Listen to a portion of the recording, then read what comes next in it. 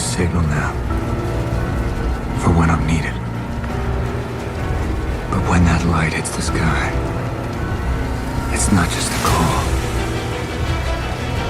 It's a warning to them.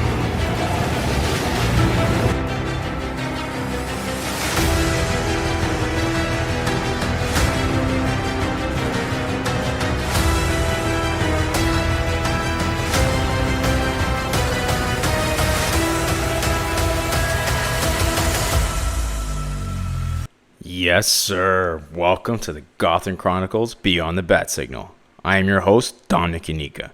Join me as we dive into the depths of Batman's lore, dissecting the Rogues Gallery, and uncovering the stories of our iconic vigilante known as the Dark Knight. It has been a hot minute, and by hot, I mean wow. This summer, at least here in Toronto, has been a heat wave.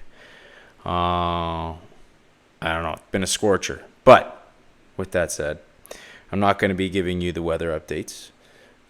I want to talk all about a series that I've been waiting since it was announced. And then finally, it's come. Batman, the Caped Crusader. Now, before we begin and get into that, I just want to thank you so much for tuning in and taking the time out of your day to listen to me. Again, like for those of you that are new, welcome. You can catch all new episodes on this channel, whether it's through Apple Podcasts, Spotify, iHeartRadio, or wherever you listen to podcasts. I know that there's listeners even on YouTube. Feel free to tune in. There is now, this is going to be episode 15. Wow. So yeah, feel free to listen to previous episodes. I have a couple that are, I guess, highlighted that have stood out. Most recently with Rick from the Scream Along podcast, where we discuss our favorite movies. Another one was with the king of the Batman library, none other than Ryan Lauer. He was so gracious to come onto the show. Highly recommend that you check out his channel, the Batman Book Club, where literally you'll be getting, at this point, he's over 200 episodes. So 200 episodes of Batman stories that you can just listen to on a long drive, on a train ride, while you're working out. They're all great. But yeah, now, as for me, feel free to follow me on X/Twitter at Beyond the Bat Signal. And if you love what we're doing, please consider giving me 5 stars and rate and review the show on any platform where you get your podcasts, such as Apple and Spotify. It goes a long way to supporting this show and allows us to be seen. Now, without further ado, I am jacked up and can't wait to finally talk about Batman, the Caped Crusader.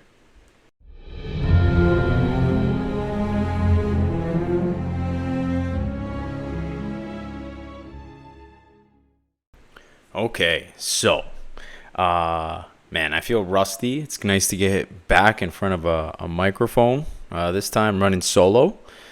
Fresh off a quick vacation to Nova Scotia. So, if you've never been, it's out in Canada, right in the Maritimes. Beautiful, beautiful province. Had a lot of fun. It was as advertised. There was people that were so kind, so genuine. The views, outstanding, blew me away. Especially that drive to the Cabot Trail. So if you have no idea what Nova Scotia looks like or what I'm talking about, just do a quick Google search of the Cabot Trail, and you will see views, clips of like basically so high, but you get a beautiful sight of all the water. And then there's a lot of hiking trails.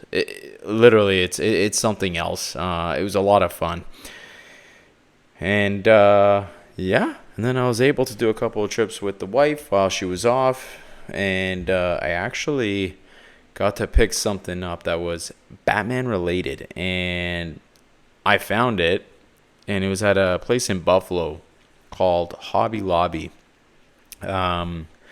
and they had this little section for comics. So they had like a bunch of like Marvel stuff and DC stuff, and then they had this like huge Batman, I don't know, it's like a bat logo, like the crest of the Batman symbol, and it lights up. And I'm like, oh yeah, like this is not coming home with me. And then my wife's like, you should buy it. And at first I said no, but in my heart I was like, is she joking with me? And when she reiterated it, and then my sister's like, oh, this is so cool.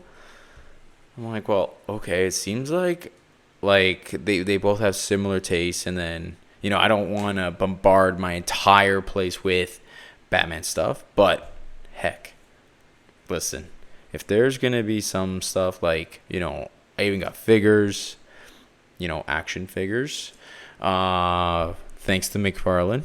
And then there's like this new edition, which I have to hang up, and which it's going to light up, will look pretty dope. So I was pretty psyched about that.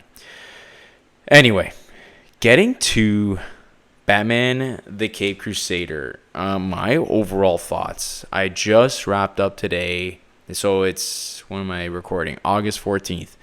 And finally finished episode 10, and episode 10 was the best episode of, I'd say, so far of this season.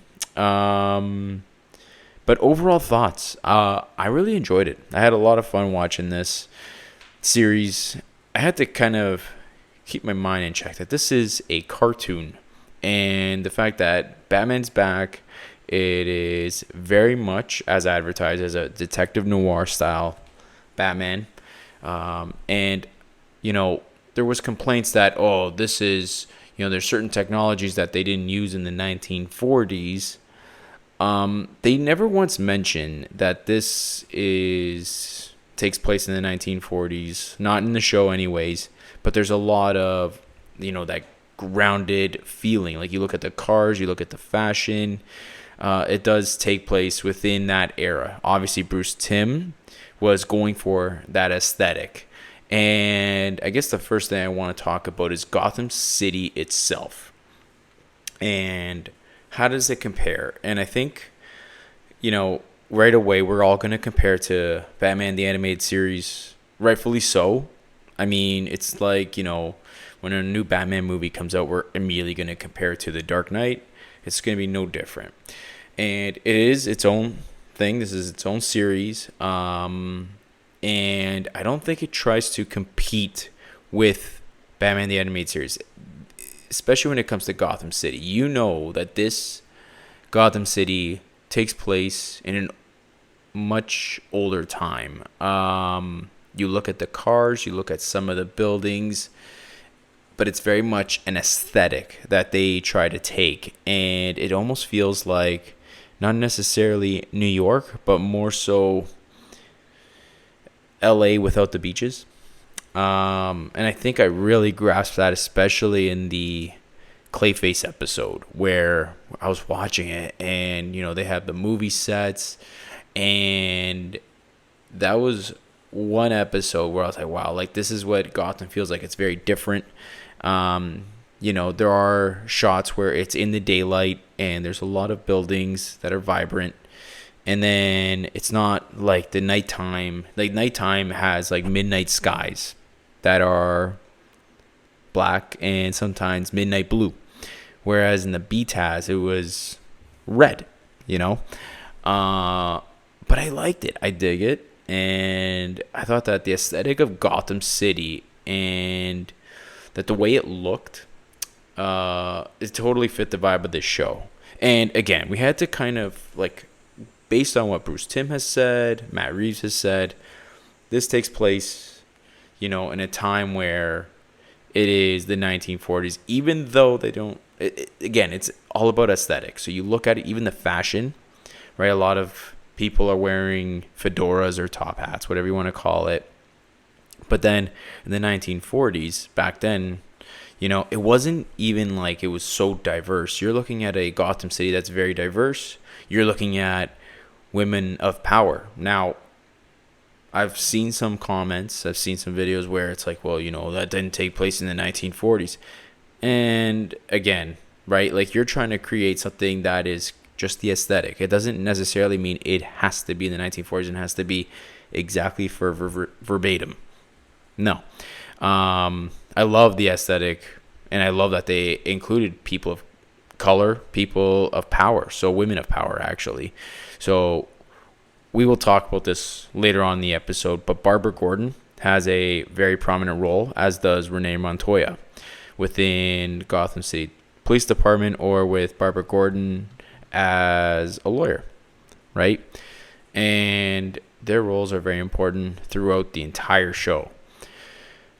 Now, what else can I say about Gotham City? I mean, it's not like it's not as much of a character as you would imagine. It does feel grungy and dirty, especially when you're like there's scenes within the Gotham City Police Department, right? Especially when they have their meetings, you can tell it's like it hasn't been renovated in a few years, right? It doesn't have a fresh coat of paint. But yeah, I'd say when it comes to something like that, overall, I loved it, especially when it came to that. I wanted to get a couple of other themes, I guess, out of the way. So, the noir influence, okay? The way this, I guess I want to talk about the theme, but like the actual theme song. But before I actually get into the theme song, I have to talk about the noir influence. So the show obviously embraces the noir elements, where it's more of like how people talk. Right now, they're not always going to use language that took place in the 1940s, but you kind of have that vibe that it's a bit more old school. You look at even like I always refer back to the Clayface episode because it's one of my favorite episodes, and it's old school Hollywood. You just got that vibe. The way that Batman does his investigation, right? Like, and his detective work, and there's hardly any technology involved other than he's got this big board. He's doing he's putting things under a microscope. He's got a batarang, a bat grapple, and that's it. Oh, and the smoke. What is it? I think he's got smoke pellets. Yeah. But that's it. And even I would say how it aligns with Batman's detective roots, where it's very grounded and, going to a place where Batman doesn't have much technology with him. And there is that noir influence. The way the theme starts is black and white. And I think that with, Bruce Timm, I think it was about 10 years ago, I think, for the 75th anniversary, if I'm not mistaken. He created a Batman animated black and white shows. It was like 3 minutes long. Not long at all. And I think that's where it kind of spun off from, is he always wanted to create this type of Batman. And in an interview, he even said, like, this is the type of Batman where I have no handcuffs, and this is the type of Batman I want to make. And, you do see guns. You do see bullets being shot. You see people getting shot. There is blood. But you see the storytelling techniques when it comes to the show and the type of detective work that's being done, not by just Batman, but then you also have Commissioner Gordon, Barbara Gordon, who take these liberties, right? But I think that there was a huge noir influence, which is exactly what I wanted in a Batman show. Obviously Matt Reeves is one of the key directors in this, and if you've watched the Batman, it has a noir influence, and it's no different, right? Like, Batman is still doing detective work, quietly going in to the file room, trying to gather evidence, and he's staying on top of things, but in a much more grounded way. And he's got supporting characters who, based on the good cops, who are helping with this detective work.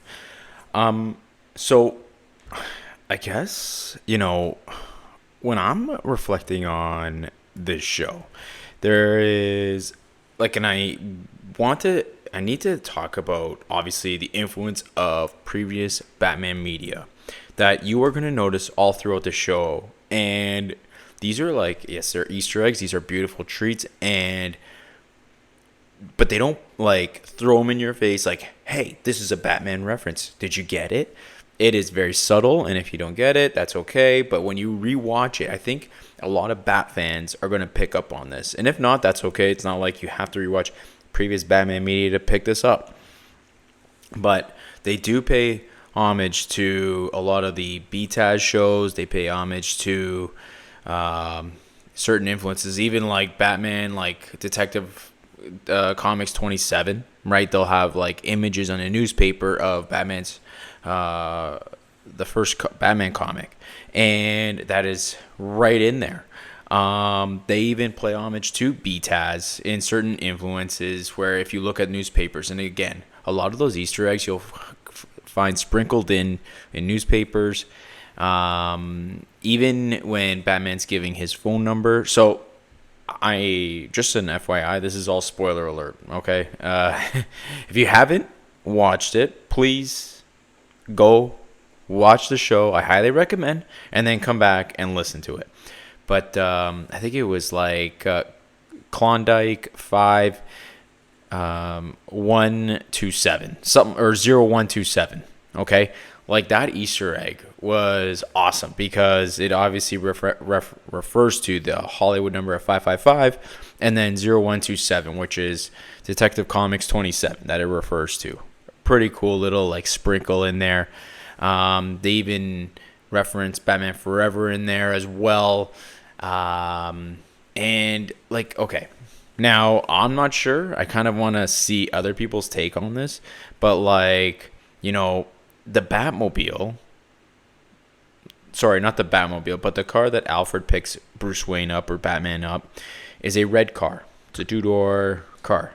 If you look at the previous Batmobile of when it made its appearance, especially in Batman number 1, where Joker makes his first appearance, that car is red, and it looks like a direct replica as to what's in the Batman Cape Crusader that Alfred drives in.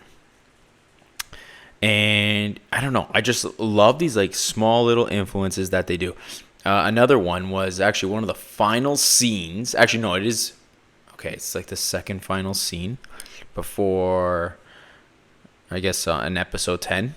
And Batman throws a batarang at Rupert Thorne's chair. And there's this flash of lightning, and it's homage to BTAS, where, you know, it's obviously Kevin Conroy in the intro where you see that the lightning hit. To me, it's a direct reference. But yeah, and I just love that they kind of sprinkle that in. Another big one for me, I was like, wow, like, and this is, I think it was called, it was episode 8, Nocturne. It wasn't my favorite episode, but I love that they kind of, one of the first kids that they show look like Dick Grayson. So if you remember Robin's Reckoning, where they kind of show Dick Grayson as a kid, and there is a young boy who looks exactly like Dick Grayson, and what does his friend call him? Dickie. And I'm like, there's no other way that this cannot be Dick Grayson, right? But it looks exactly like the one from BTAS. Anyway, pay attention to the little influences that they have from Bat Media that they kind of just sprinkle in throughout the show. Another one, last one I'll say, is where Batman crashes through. Again, this is episode 10.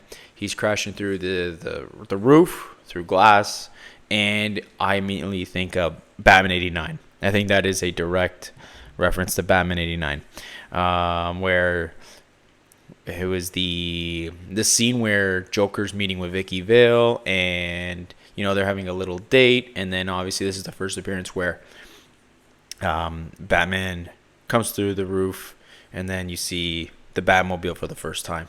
But anyway, pay attention. I am sure I have to rewatch this show one more time at least to kind of catch all the little Easter eggs that they sprinkled in there. Because honestly, it's like a celebration for Bat fans, right? But I definitely enjoyed going through it. And there was times where I was like, oh, well, what does this mean? And then you'll look at the newspaper, and every now and then they'll have, like, here's a good one, okay? This one, when I was listening to Batman on Film Social Hour, pretty sure, and it was Ryan Lauer who picked this one up. So good eye, Ryan, on this one. The title cards. So if you're watching the intro, don't skip them. It's probably the last scene from that intro, and every time the title card, it changes. So for each episode, and it obviously relates to the episode, but it definitely changes within every single episode. So you got to pay attention for that. It's kind of cool. But yeah, I thought that it was so well done when it comes to the influence of Batman media all throughout the series. The other thing I want to talk about was the psychological depth that they go into. I thought BTAS did a great job, but I feel like because the handcuffs are off, they kind of, Bruce Timm is kind of like, well, okay, I could do whatever I want. And, they definitely show two sides to Bruce Wayne, and that's quite obvious. And then there's even things like with Harvey Dent, and you see the kind of the downfall for him. And, Bruce Wayne, there's obviously like the way he talks about or talks to Alfred. Like, for the first, actually pretty much all 10 episodes, he's referring to Alfred as Pennyworth. And I was like, what? Wait, what? And it continued to episode 2, and I'm like, hey, put some respect on Alfred's name. You don't call him Pennyworth, all right? You call him Alfred. But, there's obviously a reason as to why, and there was respect gained right up until the final episode where he does refer to him as Alfred. And it almost seemed like it pained him. I'm not sure. But, it was well done as to how they got to him calling him Alfred. But for the majority of the show, he was referring to him as Pennyworth. I'm like, what the heck is going on?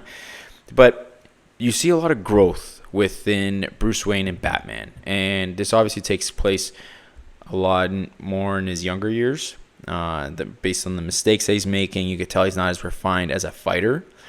Because he does make mistakes. He does get hit. He gets hit quite a few times. And it's not by punches, but it's also by, lumber.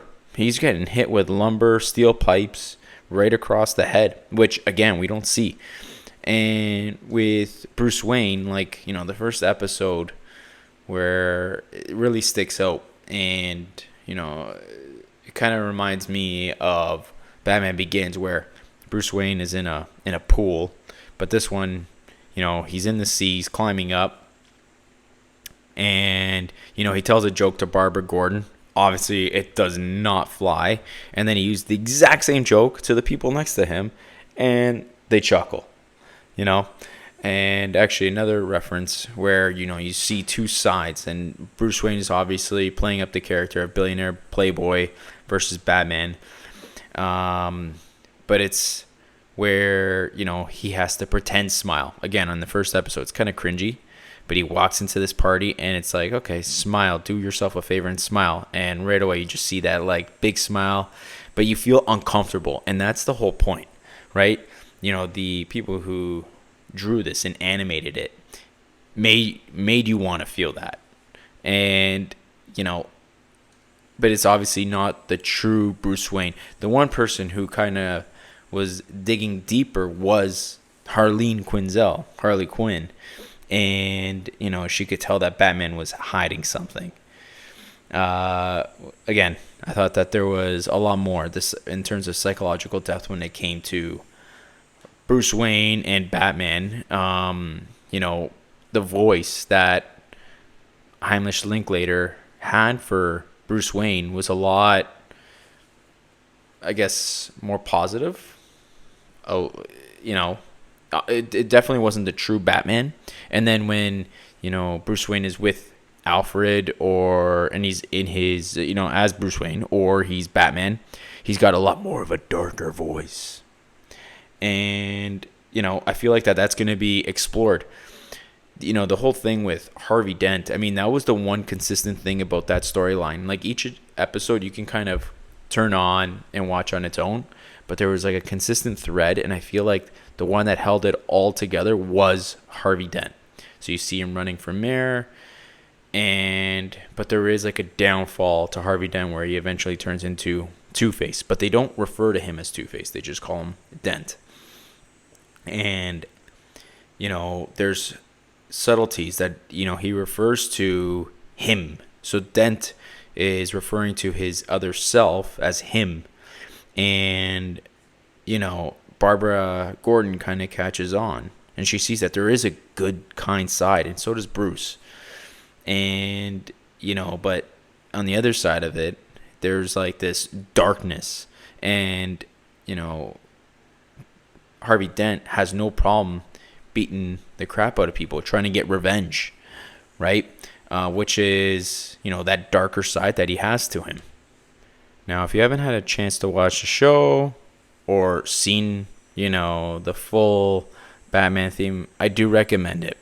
Now, the one thing that this show understands, it's like, okay, what am I going to compete with BTAS or Batman the Animated Series, and what am I not going to go near?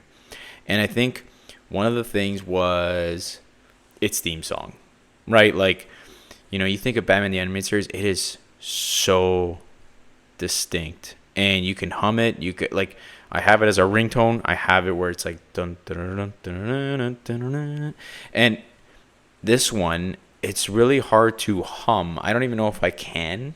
It's a lot more of a slower pace, But with Shirley Walker and Danny Elfman, who worked on the Batman the Animated Series theme song, it was a lot punchier, a lot more, I guess, fast-paced, fun, bombastic. Whereas this new Batman Cape Crusader is a lot more subtle. It is a noir feel. Like, you feel it's quiet and it's a detective style of theme, along with the images. Like, the intro for BTAS, where, you see the Batmobile kind of go off, and then you see Batman kind of beating people up. You don't really see his face until the end, and it doesn't even have, like, what the name of the show is. You just know it's Batman.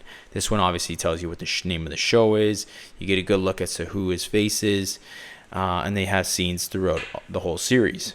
But when it comes to the theme song, it wasn't something that they intentionally tried to compete with BTAS. I don't think so. Because when I heard it the first time, the second time, and then, third, fourth, fifth, I was like, this theme song, it's not my favorite, but I don't think it's meant to be your favorite. And I think the people who created the show know that. I don't think that they're like, listen, we're not going to try to go and compete with Danny Elfman, Shirley Walker. They're legends in their own right.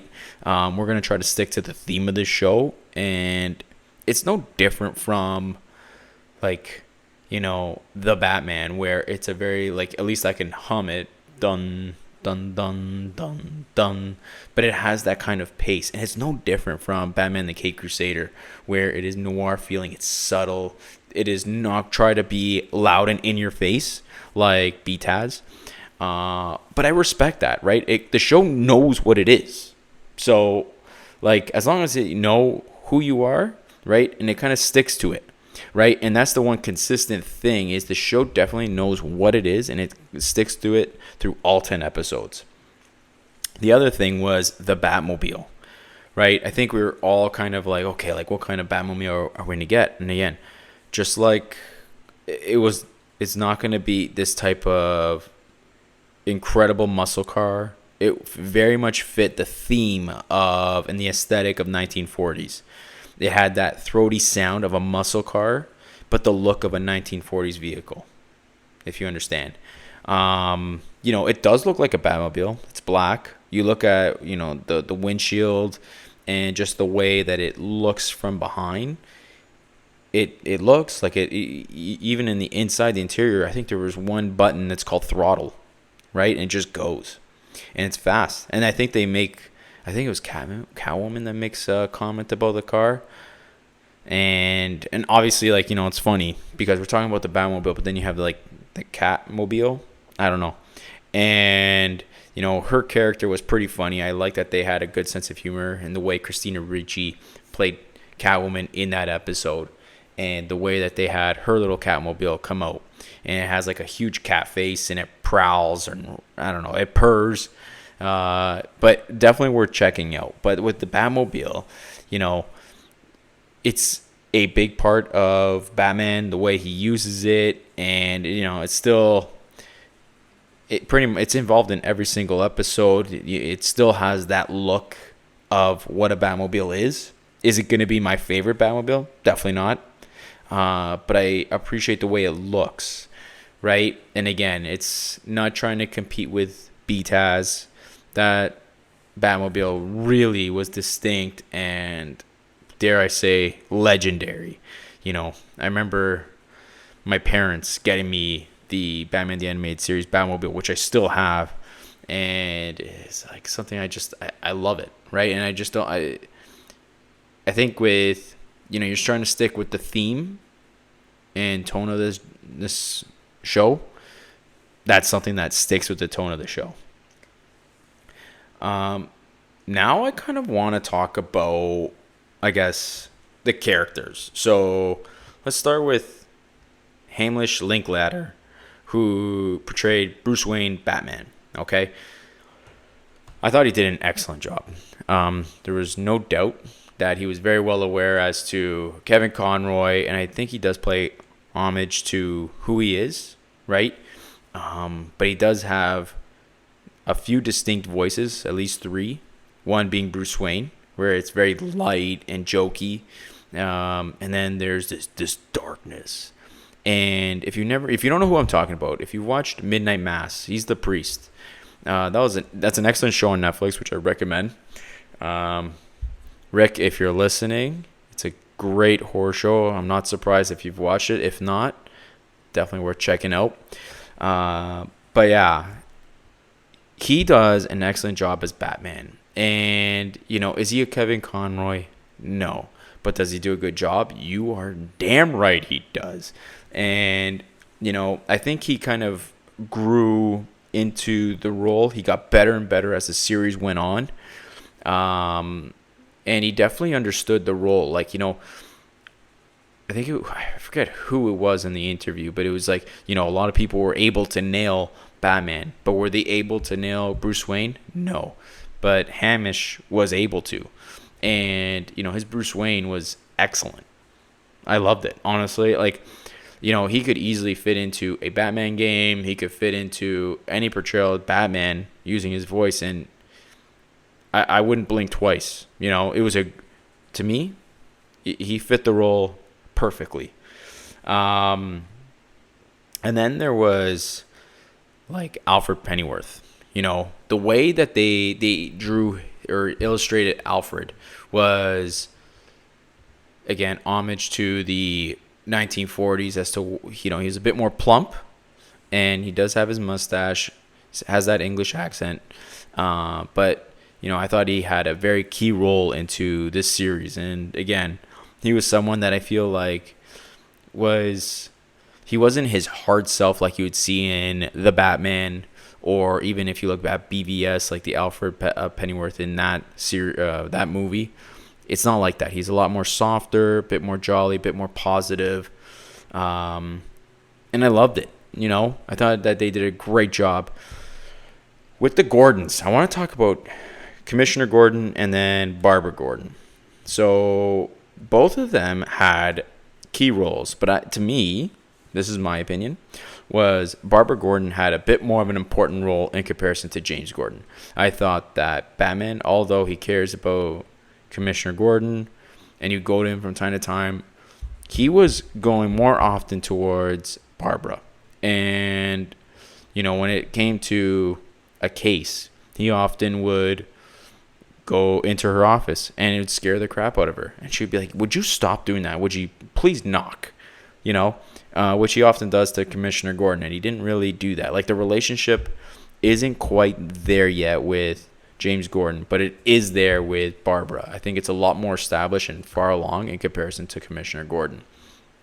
I don't know if that's going to change in season 2, but, you know, personally, like, it's a different take when it comes to Barbara Gordon. I thought that her being a lawyer, again, and it's kind of interesting because, she's looking at criminals that need a second chance, and Commissioner Gordon is putting away criminals. So although they are somewhat on the same side and doing good, Commissioner James Gordon is not big on it as to what she's doing, and that you can kind of get that glimpse into, I think it was like episode 8 or 9, where James Gordon is about to get assassinated, and he's just like, see, and you're letting these people out. So I don't know. I thought the dynamic between those two was great. I think that with Barbara having a fresh take as her as lawyer, and her having a more established relationship with Batman on a professional level, and someone that Batman goes to, is a different take, and I like it. You know what I mean? Like, that's the one big thing that I'm noticing too, is, you're noticing Barbara Gordon, and like one of the things was, well, she's African American. Okay, but, is she Barbara Gordon?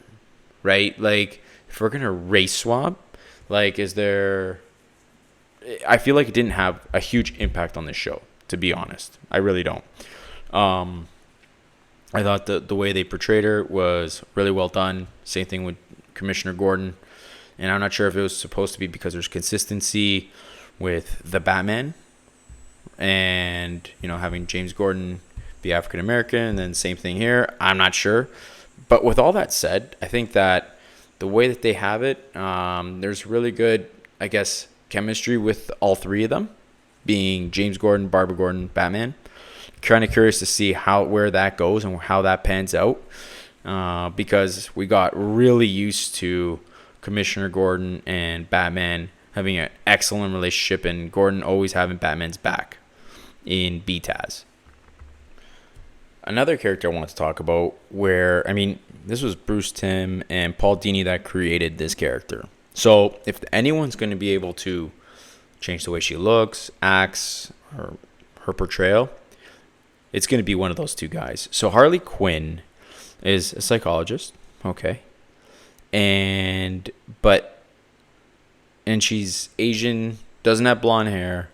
Again, this portrayal, in my opinion, was also executed really well. She's good friends with Barbara Gordon to start things off. She's not in a relationship. However, she does kind of have an interest in Renee Montoya. And they do go on a date. And, there's a little bit of closeness there, which we did not see ever before, right? We're kind of used to her being with Joker or Ivy. But Renee Montoya, at least I haven't seen it. Correct me if I'm wrong. But, and then you got this more, I guess, bubbly personality of Harleen Quinzel, the psychiatrist, and the way she is with Barbara, calling her Barbie. And, she just has this like very bubbly and outgoing personality. But then when she becomes Harley Quinn, her costume is very different. I don't think any red. I think it's black and gold. And she comes out as a jester. And, she's a lot more methodical, a lot more like a serial killer and serious. She comes out. She still has her main weapon, the mallet. But it is a different take. And I don't hate it. I just don't think she is as psychotic as, I guess, the one from Batman the Animated Series. But I do like this take. It is slightly different, but much darker character. There's a lot less laughing when she is Harley. Nothing is a joke when she is Harley Quinn. And although but I will say, the character design of her when she is Harley Quinn, although very different, and I would say it's not. I prefer the black and red. However, I don't hate it. I actually like it. She's kind of scary, to be honest. And even when reflecting upon that episode, I actually really enjoyed it. I even liked the ending where, she finds a way to get a hold of Renee Montoya. and because they do go on a date in that episode, and just letting her know that she's out of town and she's going to take a little leave, but she will be back eventually, which is, I think, perfect. It kind of leaves the viewer for wanting more. And to be honest, I love what Bruce Timm did by creating this Harley basically on her own. She's completely detached from Joker. She has no association with him. She has her own relationship with Renee Montoya. You can tell that although she is evil and she has her own ways, like, the episode points out where, she is a psychiatrist by day and then Harley Quinn by night, but the way she gets her victims, and she has her own way of tormenting them, and she has a file on all these guys, and she locks them up in her own little prison jail and dresses them up, which is insane, but highly entertaining episode. But she does have a heroic undertone, and I can't pinpoint exactly what it is, but she does have obviously like a fondness to Renee Montoya and does like Barbara genuinely. So it'll be interesting to kind of explore that character as well. The other character I do want to highlight, because I think he was pretty much a staple in almost every single episode, was Harvey Dent. And the Harvey Dent that we know and love before he becomes Two-Face is like, confident but not cocky, genuine, not selfish. Whereas this one comes out as a complete asshole, and you can just tell that this guy is like, he's kind of up to no good. Although he wants justice, he's in with the dirty cops, and he's willing to do dirty things in order to get the job done. Not necessarily evil, but it's not it's he lives in the gray area. And you could tell that Barbara Gordon is onto him. He eventually turns to Rupert Thorne to try to get the votes until that all turns on him. And I found that, the character, and that is the constant thread, as I mentioned before, is Harvey Dent's, I guess, rise and fall into who he eventually becomes as Two-Face. And the way they do it, it's not necessarily through Sal Maroni, it's through Tony Zito. And he does get acid in the face. And the one thing, it took a while getting, I guess, watching it, it kind of, I wasn't sure if I liked it or not. I don't think it's really a big deal, though, to be honest, is, the right, or sorry, wait. So when looking at him, it would be the left side of his face that was completely burned, right? Or full of acid. And normally we're used to, when viewing him face to face, it would be the right side. I don't know. That's just maybe me being a stickler, and it's like, well, why did they have to change it? Why can't they just keep it consistent? Who knows? But I love the job that Diedrich Bader did with Harvey Dent. I love how confident he came off and just like an asshole, and you just wanted to hate him. He was a prick. And near the end, you kind of start to feel sorry for him. And he does sacrifice himself for Barbara Gordon, comes off as a real good guy. But yeah, I thought that he was definitely a highlight of the show, and I thought Diedrich Bader did an excellent job. Now, as I mentioned before, Renee Montoya had a lot more of a prominent role in comparison to the animated series, Batman the Animated Series, but I thought that, she was heavily relied upon as Gordon's right hand, and I liked the change. I thought the way she was portrayed, and it's pretty much all of Batman's supporting cast, and they pretty much gave them a lot of air to breathe. Gordon got some time. Renee Montoya, Barbara Gordon, they all had time to kind of build up and breathe.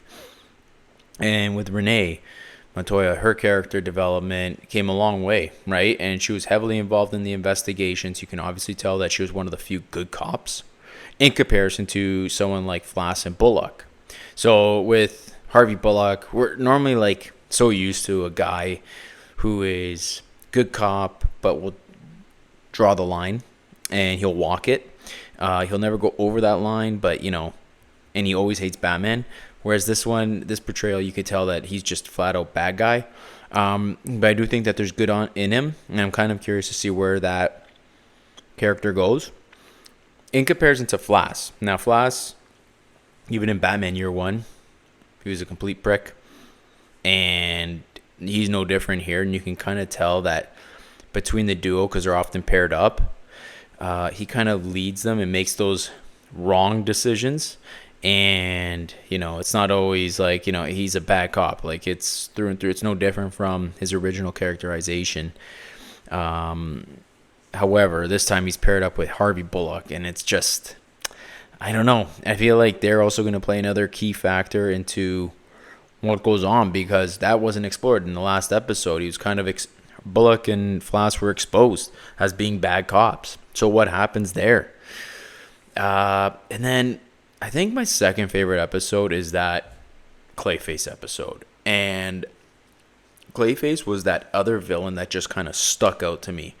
And I'd say, for the most part, that episode was really grounded. And until, obviously, like, you kind of get that, like, face morphing as to what they do. But the way they implement it it looked like through a needle, an injection. And then you can tell that, like, his face obviously becomes, like, a little more slimy. It could be morphed into something different.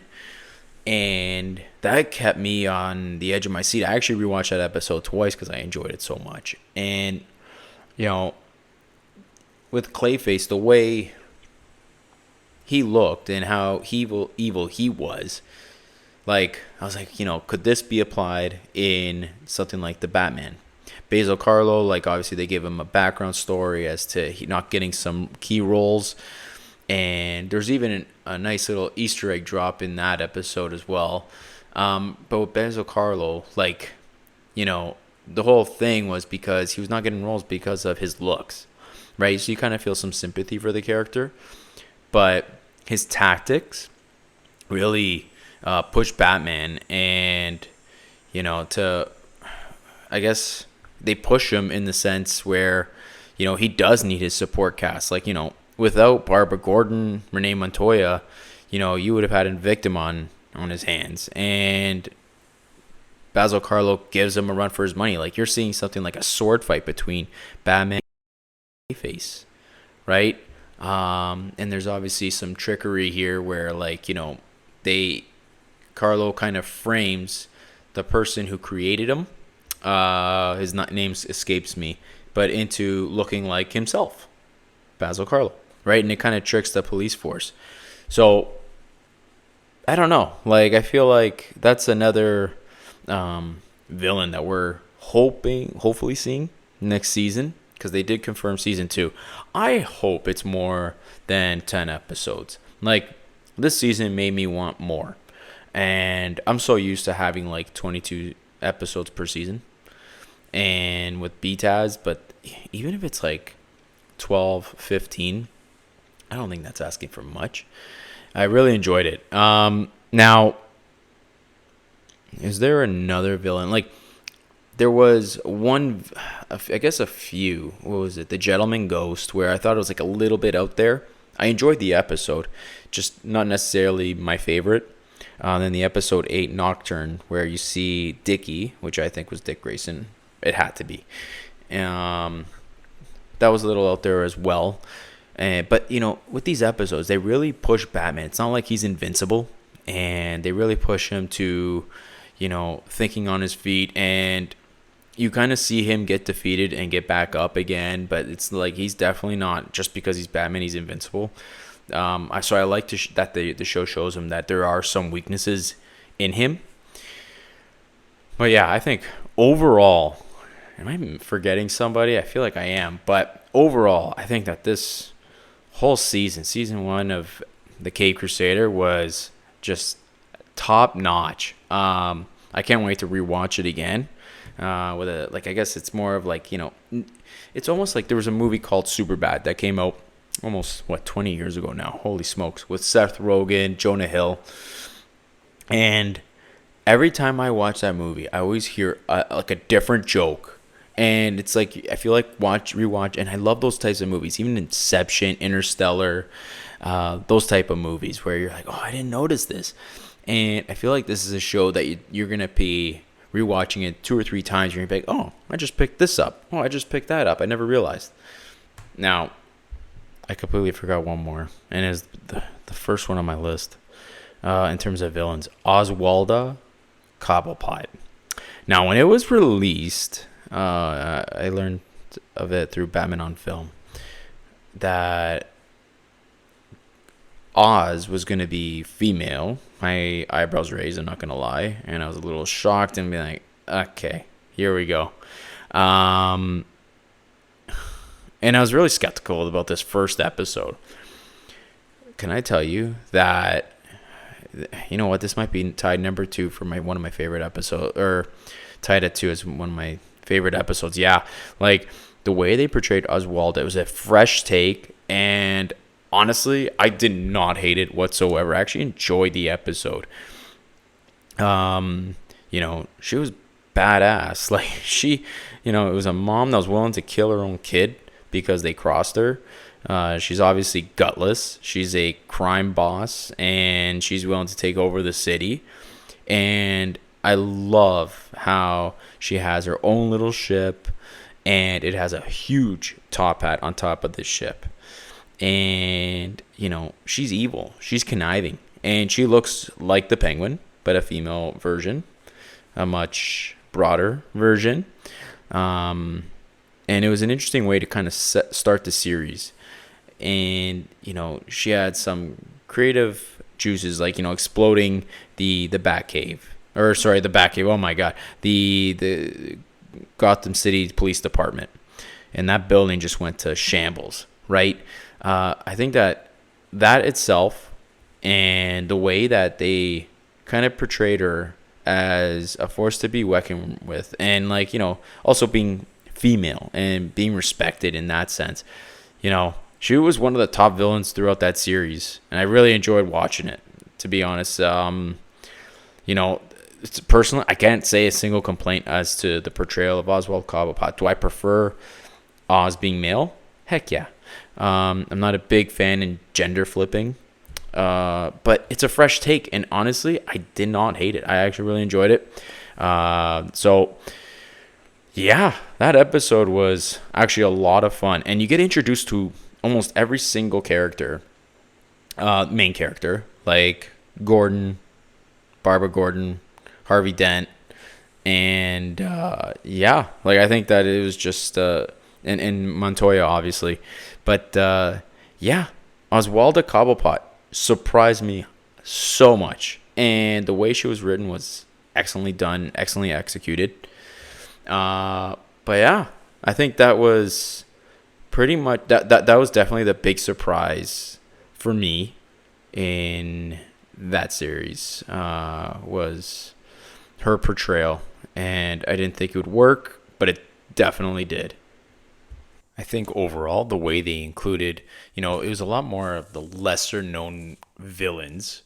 You did have Catwoman, you did have Two-Face, and you did have the Penguin. But it gave room and breathing room for these lesser known villains to kind of breathe and give them their own episode and give it a little bit more depth to who they are and allow them to grow, which I'm sure we're going to see them once again. Like, I had no idea who Gentleman Ghost was. I had no idea about someone like Onomatopoeia, right? Which I thought he was actually, the look of him, wicked. I really enjoyed that episode and he just goes, pow. You'll know when you watch the episode. Anyway, had a lot of fun. It's more of like a mobster take with him. And I think it gives room for a little bit more of the lesser known villains, while injecting some more well known villains with a fresh take, such as Oswalda. But overall, I thought they did a great job, and I think that there's a lot of potential for new villains. Like, there was one that was in Arkham Origins that I'm like, why don't they include this villain in either a TV series or something, right? Copperhead. She was interesting as a villain. And I feel like it kind of gives life to, I guess, a bit more fresh life into them. But especially with a show like this, where I feel like because of the creators that are involved, right? Like you got Matt Reeves attached to the project. You have J.J. Abrams. You have Ed Brubaker writing. You have Bruce Timm. Like, this is a strong creative team and they're just allowed to just go free. Like, go wild, create whatever you want to create. And honestly, I completely trust them. I mean, obviously, I'm not one to say, okay, you should do this, you should do that, put these guys in. No. Like, you guys are the creators. I'm the fan. I'm going to sit back, get my popcorn, and enjoy. But, yeah, like, you know what? Especially with the strong creative team that's involved into this show, which cannot be overlooked. I thoroughly enjoyed this series. And the fresh take on Batman, and like, you know, even just like the time frame, like you could tell he's in his early years, the way he's designed, like, in the type of technology that he uses or doesn't use. Yeah, no, I actually really loved exactly everything that they did, all the way to the styled animation, right? Like, you know, it felt smooth. It didn't feel choppy whatsoever. I think, you know, what they did with Batman the Animated Series, you know, the animation was top notch, but this one is a bit more stylized, for better. Like, I'm pretty sure I'd say the right word is stylized, right? Where it draws that classic inspiration from a noir and retro aesthetics, but not going too loud, too poppy, right? But it's visually striking and definitely a memorable experience that it kind of takes you in a place and time. So, yeah, and I love that the world building that they're doing. You know, you can kind of, for almost every episode, you can kind of pick up and watch whichever one with some connective tissue, that being more so with Harvey Dent. And it's such an easy show to watch. 10 episodes, no longer than 30 minutes. But that's my review. Highly recommend that you give it a shot. Highly recommend. If you're a Batman fan, I mean, listen, look, if you're listening to this, you're probably have already watched a show. Like, you know, if I wasn't on vacation, I would have probably finished this episode or this series in a couple of days. I'm kind of glad, though, I was able to kind of flesh it out and just enjoy it each day, one episode at a time, and kind of just let it sink in. But, yeah, no, Batman, Cape Crusader, what would I get? I'm going to go letter grade and give it an A, right? Like, not every show is a banger, but otherwise it'd be A+, but definitely an A.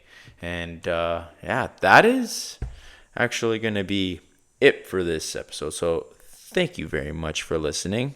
Where can you find me? Well, on X/Twitter at Beyond Bad Signal. Or if you have any comments, questions, concerns, shoot me an email. Feel free. BeyondTheBadSignal at gmail.com is where you can ask away any comments. And that's about it. So thank you very much for listening. This is Beyond the Bad Signal, signing off.